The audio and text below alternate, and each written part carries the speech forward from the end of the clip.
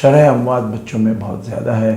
بچے ہماری قوم کا سرمایہ ہیں اور ہمارے دل کا سرمایہ بھی ہیں. ان کا خیال رکھنا ہمارا فرض ہے. جو سب سے زیادہ جو بڑا موذی مرض جو بیماریوں پیدا کرتا ہے اور اموات بھی کرتا ہے وہ ہے ڈائریا. اس کی وجوہات میں بتا دیں تاکہ آپ ان کا تدارک بھی کرتے رہیں. ڈائریا جو ہے وہ عام ہے اور اس کے اندر تقریباً 80,000 سے لے کے 1 لاکھ کے قریب بچے پاکستان میں جہاں بک ہو جاتے ہیں. 5 سال سے کم عمر کی بات کر رہا ہوں. عموماً یہ زیادہ شدید ہوتا ہے 2 سال سے کم عمر میں، اور ان کی وجہ جو ہے زیادہ تر وائرس ہے. وائرس میں ایک بڑا نام ہے جس کو روٹا وائرس کہتے ہیں، اور وہ سب سے زیادہ شدت پیدا کرتا ہے بیماریوں کی، ڈائریا کی، اور اس کی وجہ سے کئی بچے اسپتال میں داخل ہو جاتے ہیں اور موت کا شکار ہو جاتے ہیں. ڈائریا کے مسائل یہ ہیں کہ ڈائریا کے ساتھ غذائیت کم ہو جاتی ہے. پہلے ہی ہمارے ملک میں غذائیت کی کمزوری بچوں میں بہت زیادہ ہے. اسٹنٹنگ یعنی قد کے کم ہونا بھی زیادہ ہے. اس کے ساتھ ساتھ اس میں پانی اور معدنیات یا نمکیات کی کمی آ جاتی ہے جس کو ڈی ہائیڈریشن کہتے ہیں. اس کو جب تک تدارک کیا جاتا ہے تو زیادہ تر اموات جو ہیں وہ انہی ڈی ہائیڈریشن کی وجہ سے ہوتی ہیں. پھر جو بیکٹیریا کی وجہ سے ڈائریا ہوتی ہے اس کے اندر اینٹی بائیوٹک کی ضرورت تو ہے، مگر ہمارے پاس عموماً اینٹی بائیوٹک تھوڑا سا کلاشنکوف کلچر کے ساتھ چلائی جاتی ہے بدقسمتی سے.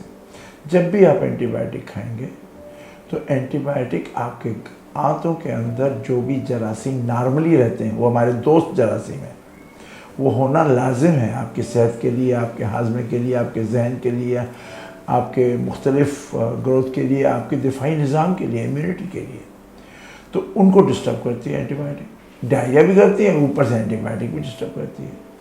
تو یہ چیزیں مد نظر رکھتے ہوئے ایک تو جب بھی ضرورت ہو تو اینٹی بائیوٹک استعمال کی جائے، اور اتنے وقت کے لیے استعمال کی جائے جتنے کے لیے اس کی آپ کو پرسکرپشن ملی ہے، جس کے لیے آپ کو ہدایت ملی ہے. اس سے زیادہ چلانا بھی مناسب نہیں ہے اور کم چلانا بھی صحیح نہیں ہے. مگر اس کے ساتھ ڈائریا کے لیے جو بہت ضروری چیز ہوتی ہے کہ چاہے کسی کا بھی ڈائریا ہو، آپ ان کو پانی اور لیکوڈ زیادہ دیں. میری نظر میں پانی کے ساتھ جو اچھے لیکوڈز ہیں وہ لسی ہے، دہی ہے، مختلف پھل ہیں جو کھائے جائیں.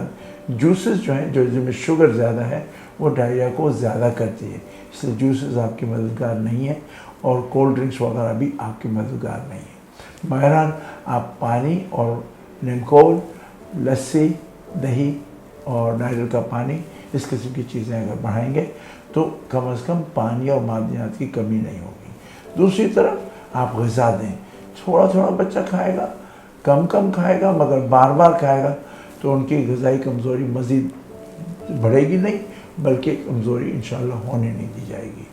اس کے علاوہ ان کو اپنا صحیح بخار وغیرہ ہے تو اس کا علاج کریں، اور جو اگر جراثیم کا لیول آنتوں میں ڈسٹرب ہوا ہے اس کو مینٹین کرنے کے لیے آج کل ایک اور دوا بھی دی جاتی ہے جس کو دوا کہتے ہیں، مگر حقیقت میں ہم واپس اپنے جراثیم کا جو بیلنس ہے جس کی اشد ضرورت ہوتی ہے، بہت سارے کام کرتی ہے، اس کو مینٹین کرنے کے لیے ہم پرو بایوٹک نام کی دوائیاں استعمال کرتے ہیں، جو کچھ لیکوڈ فارم میں موجود ہیں تو کچھ پاؤڈر فارم میں موجود ہیں.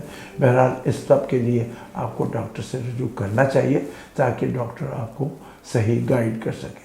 دیکھیے، ڈائریا ایک مہلک مرض ہے. ڈائریا یا اسہال ایک عام مرض ہے. یہ نمبر 2 کلر ہے پاکستان میں اور ڈیولپنگ کنٹری میں. ان کے لیے صحیح قدم اٹھانا پہلی فرصت میں صحیح چیز ہے، ضروری چیز ہے، اور آپ اس کو ان تدارک سے بچوں کی مدد کر سکتے ہیں، اچھی صحت پا سکتے ہیں اور خوشحال گھرانہ ہو سکتا ہے. We must take good care of our gut. We must take good care of our immunity.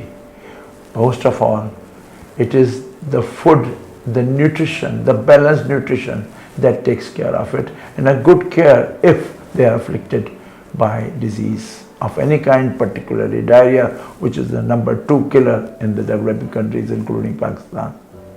Let us nurture and nourish our children well. know the gut, help the gut microbiota to give our children defense.